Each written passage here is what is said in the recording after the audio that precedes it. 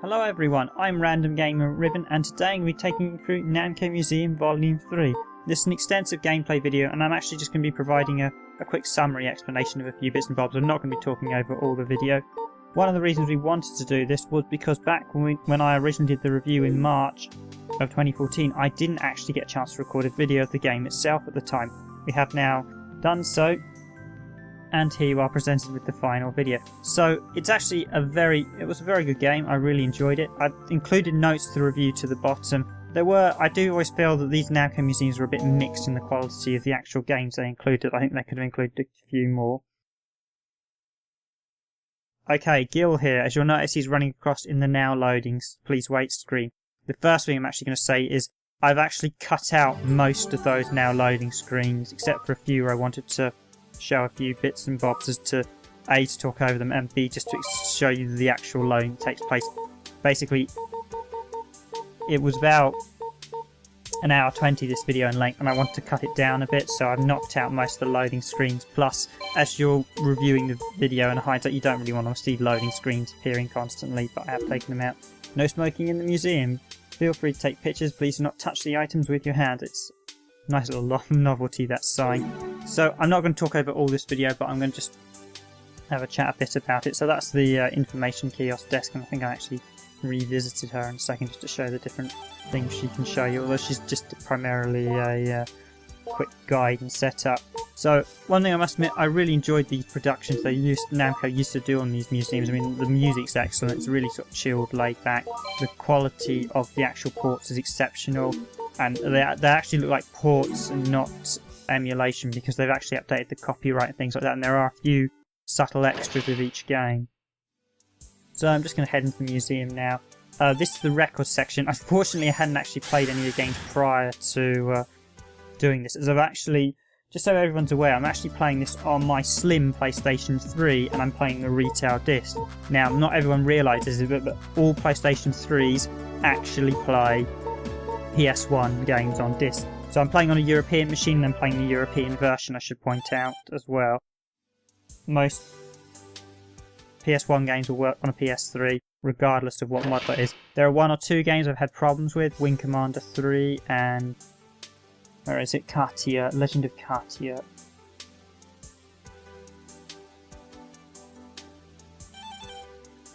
Here we are at the Namco official history page.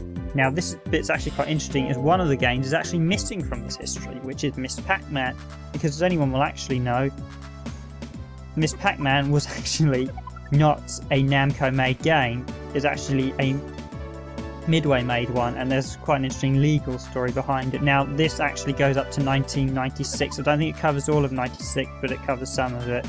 So as you can tell, it's actually well out of date now, but it wasn't when it was first released.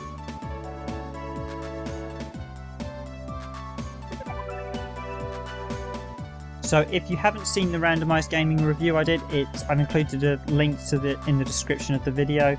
Enjoy. I think I'm not going to talk too much from here on in. I'm just going to let it go for a bit. I will re-emerge, or should I say re-voice over once we get to the games, because I do actually pull up a few of the cheats and stuff with the various games.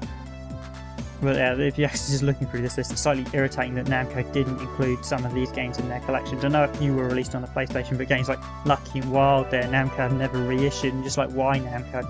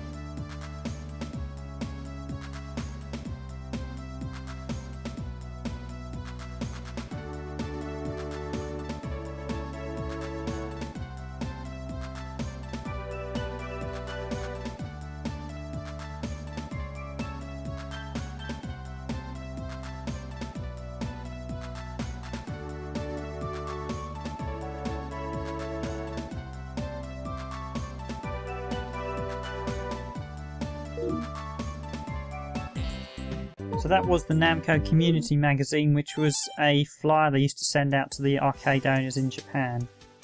Now next up is the arcade photographs, which this is the one section I think could probably be ditched. As you can see, really poor quality pictures, and unlike the museum and some of the other exhibitions, you can't zoom in either, and they're so low scans, so you can barely work out what's going on. It says Galaxian Arcades, I have to take their word from it. So last up is there's 3 books quite heavily detailing Tower of Duraga, to get my pronunciation of that right. But basically Tower of Duraga, although basically was never really released in the West, it was incredibly popular in Japan as it had some very unique mechanics, as I mentioned in the review. I actually initially wasn't that big a fan of it, but the more I played of it, the more I actually really enjoyed it. It is overly complex. I can see why it was never released in the West, and it just wouldn't have taken arcade owners. And it was so complex, unless someone sat down and told you some of the various elements to it, you would never have known about them.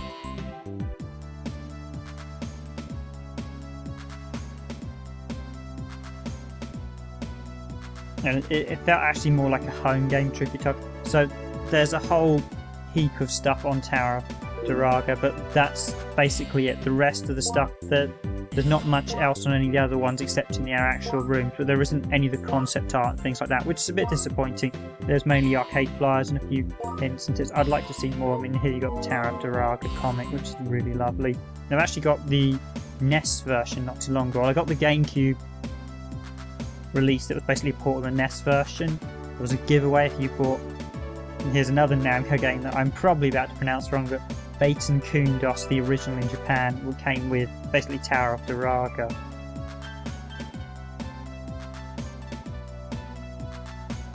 But it was a separate game, it was a pre-order packing, so, and unfortunately they didn't actually redo that nice pre-order packing for the European release of Baten.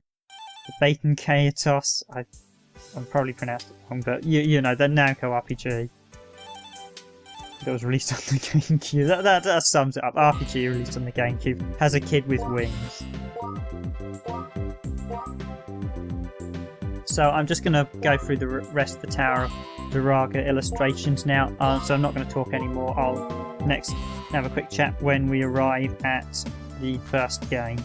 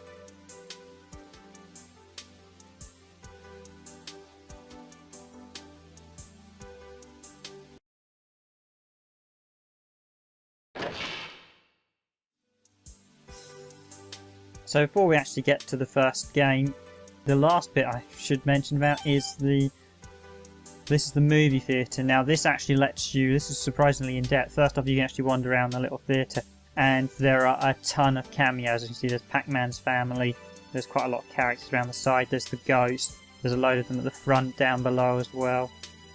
And it's a very nice little, it's a really nice little cameo centre, so you can just, it's like who's who of Namco games.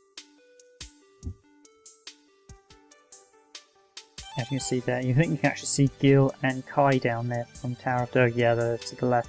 So this is the slideshow section, basically the movie theatre. It actually allows you to view all the sprites, and you can also listen to all the music from the various games and the museum itself. So I'm just going to quickly click on a couple of the games to show you the various features. So you can see the visuals, you can actually animate the visuals as well and actually see the different animations. It doesn't include every animation and all the visuals, but it includes most of the character sprites, and you've got all the sounds and music.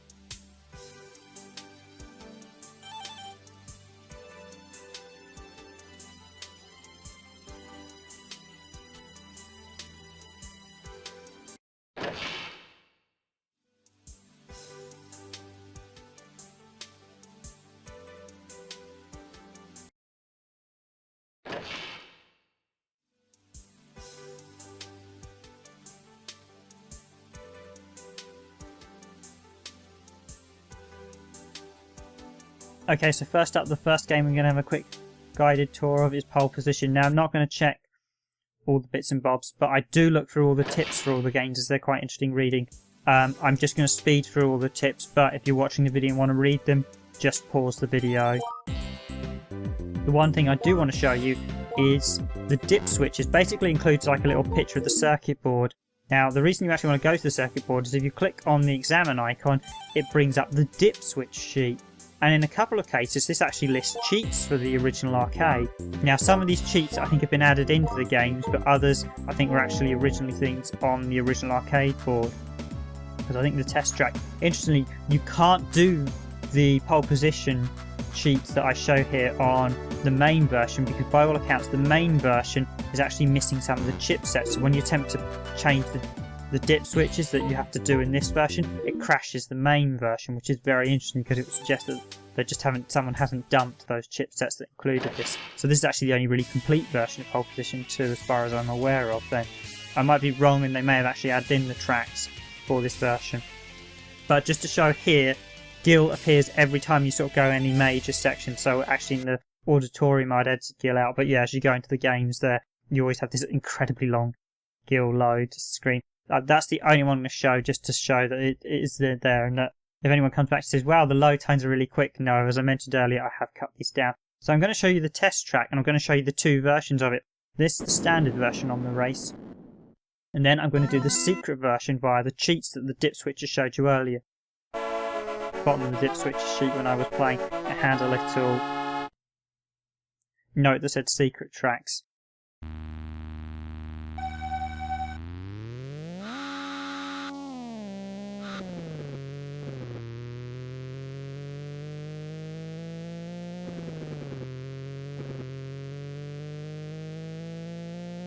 While having a quick go on Pole Position 2, I just thought I'd quickly mention that as you're driving along, the actual arcade signs, as you can see, the billboards, etc., they're totally different in the Namco Museum to they were to the original arcade. As I mentioned in the review, they were in the original arcade version, they are all sort of advertisements for Pepsi's, even Marlboro, the cigarette manufacturers, and there's another one for an alcohol.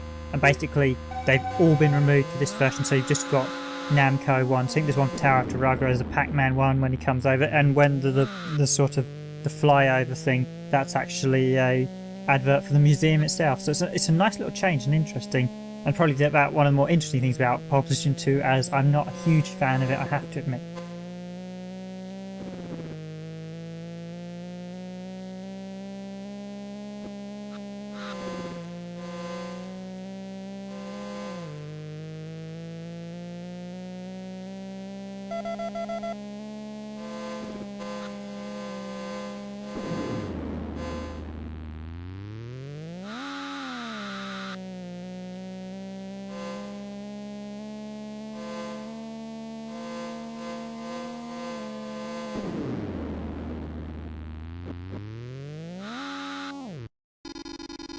So there's me failing to complete the easiest race in the game, although I say easy with a slight sarcasm, as Pole Position 2 is certainly not an easy game. It appears to rely on a random element of luck as well with how the cars drive. Too often you're sort of trying to go around a corner and wham, they go into your path. Now, here's actually the first cheat that works with Pole Position 2. As you're aware, on the dip switch it showed you the secret tracks. So that was the normal version of the test track. Now what you need to do is, as the dip switch says, you go into test. As you see, here's the lovely dip switches. I really hate it when you get arcade ports that don't include dip switches. Now you set the first one on the first board up to on. Now you quit back to game, and a new course option will appear. You select course,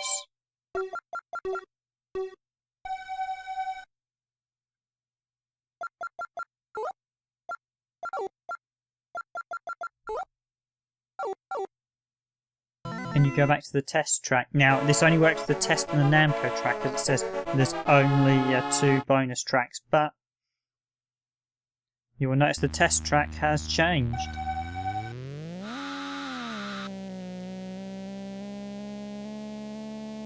And as you can see, it's actually been turned into a really nice straight, which I still actually failed to finish. Well, I have done this one in the past. This is probably the only one I actually finished, because this game, Pole Position 2, is brutally hard.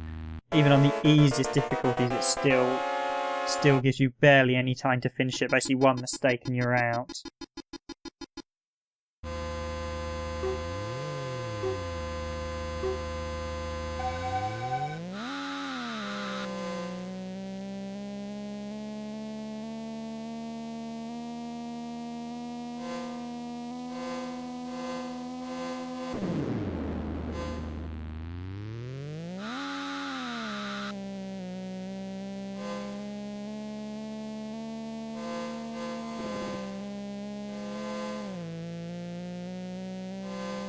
Actually, one thing I should have mentioned here just while I'm playing Pole Position 2, and because I didn't fully mention it, This version, as is the PAL version, this is only running at 25 frames a second because it's 17.5% slower. So you will notice this game is actually running slower than the standard US release of Namco Museum 3. And that is unfortunately one of the many issues we used to have to suffer with PAL because our TV system was 50Hz and developers like Sony, Nintendo, Sega did not optimize their consoles to run at 50Hz. So, yep, we got slower games.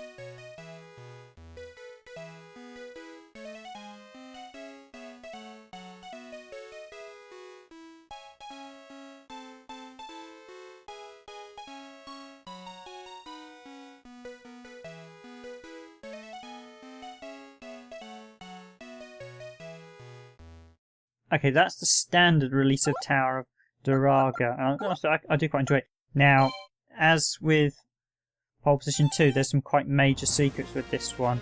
So I didn't actually commentate over Phozon because there's not much point. The only thing with Phozon you can do is you can create a level select via some of the dip switches. But in this one, there's actually 2 additional secret towers. Or I say 2, I can't get one to work for the life of me on the power release. But the first one I can. Now what you need to do is you hold L1, R1, and then you have to press up, right, down, left, and do that 3 times. So up, right, down, left, left. And when you do it on the 3rd time you complete the rotation, you'll see that little pickaxe, and then you can use the pickaxe will appear in this inventory, and it will allow you to break the floor. Now you can only use it, as far as I'm aware, you can only use a pickaxe in that room, and I think you can only summon the pickaxe in that room as well. So I'll take you to a special little intro of Gil fighting Duraga.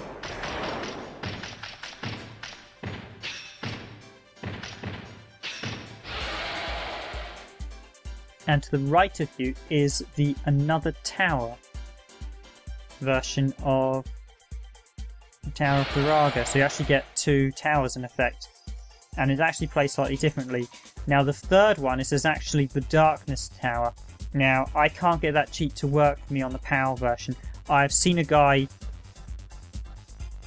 use it on the US version. However, the problem is the internet states the code is for the US version, which I would assume would be the same as the European version, as cross, right, circle, down,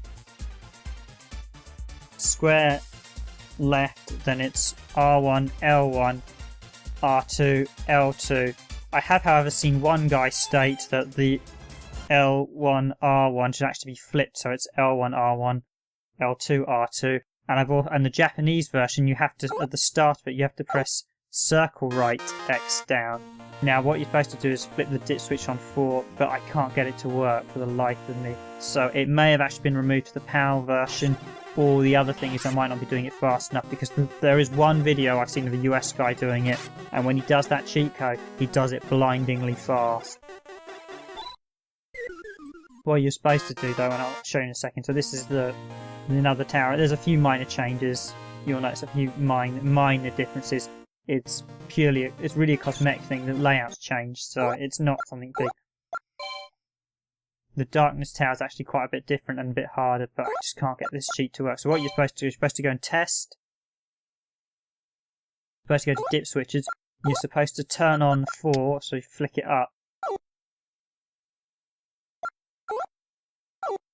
Then you're supposed to exit back to the main game, and that's when you're supposed to insert credit here, and then you're supposed to do the cheat code. Now the only thing I do say is the guy that does the cheat code, as soon as he inserts the credit, about 2 seconds later he's finished executing the code, and that then changes. You'll actually see the Tower of Duraga logo change colour, and that indicates you've got the Darkness Tower, but for the life of me I just can't get it to work.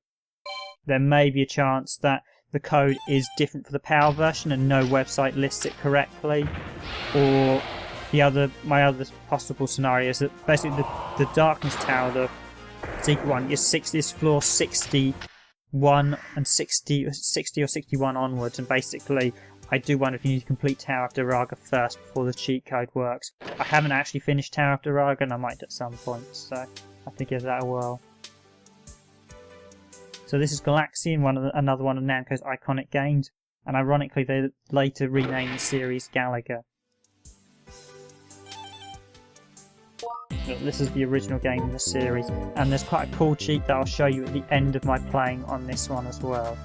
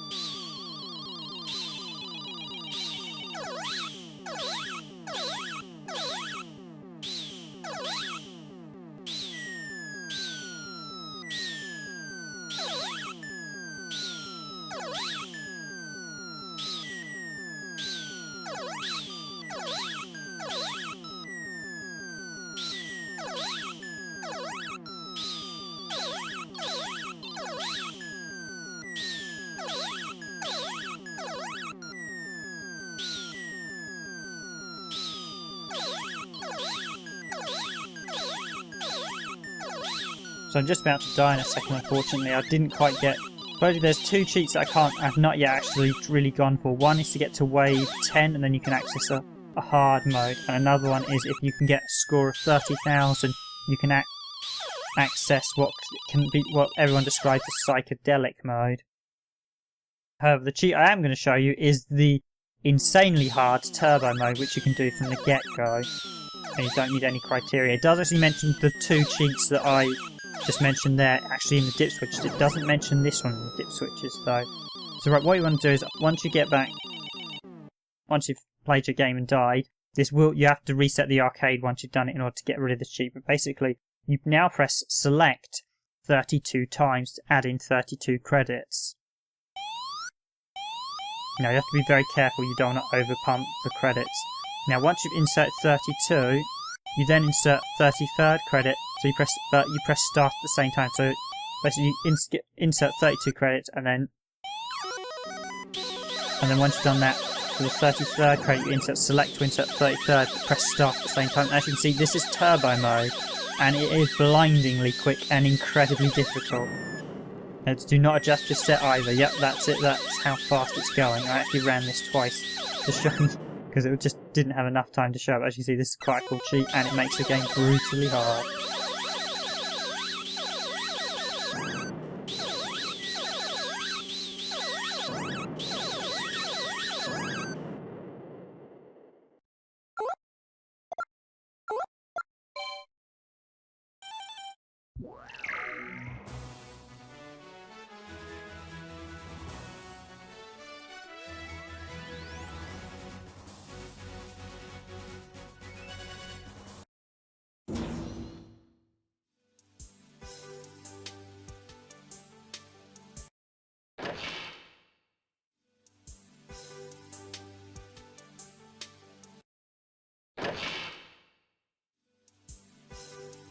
Okay, and now this is Mrs. Pac-Man. There aren't actually that many cheats for this one.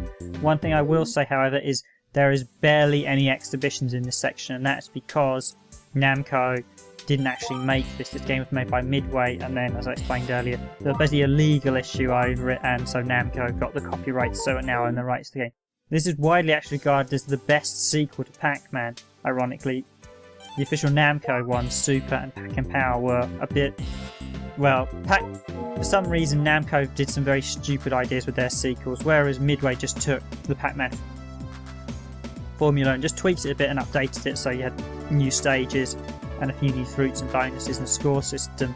And if that's what people wanted, Namco were doing some weird things with enlarging Pac-Man, having a ghost run around to help you out, and kind of moving away from Pac-Man. Although part of that is always suggest that the origins of Pac-Man are somewhat dubious, seeing as how every single, when you actually look at Pac-Man itself, the whole game appears to be, well, it does a character that eats pills and hallucinating seeing ghosts. I'm not going to say any more. Well, officially Namco deny all that, and there's just some bizarre story about a pizza. But yeah, the official. I never trust the official comments that will say on Pac-Man's creation. And one thing you can do is, speaking of Pac-Man, you can catch him short in the toilet. Yep, there he is, and yeah, you can go.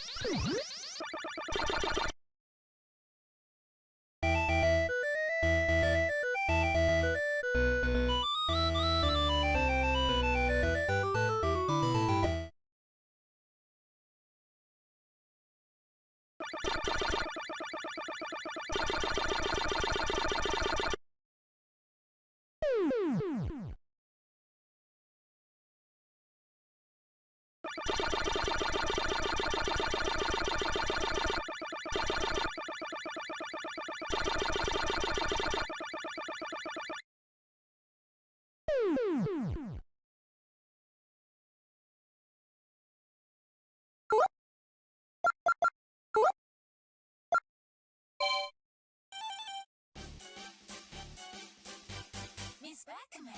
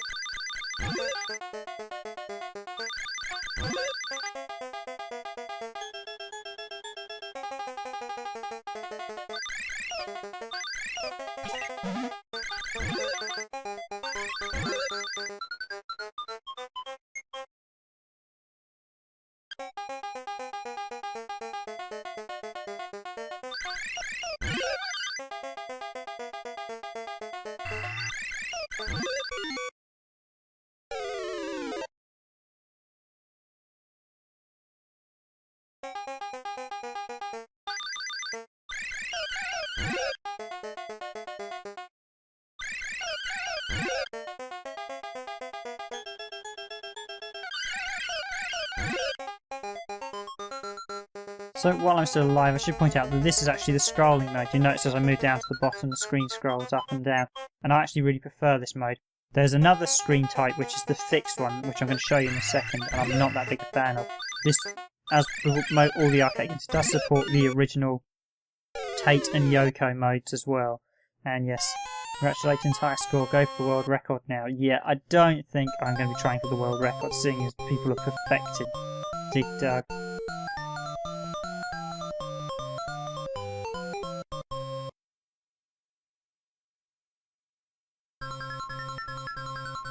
So as I said, there's two versions there. That was a scrolling version. I'm just going to show you the fixed version, which I don't particularly like. I find it very slightly disorientating, the fact that you don't get the top and the bottom of the screen, it cuts them off. So,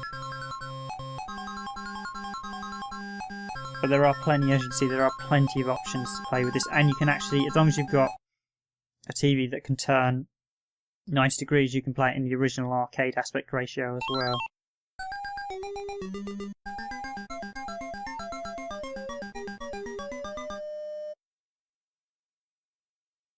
Now, I must admit, I do think that Dig Dug is probably my most favourite game on the collection, and I think it probably is the best game. This is a bit of an interesting mix. I think Namco Museum 4 has a really good selection of games, because it has a few that weren't released in the West, and it has what I'd describe as the brilliant shooter.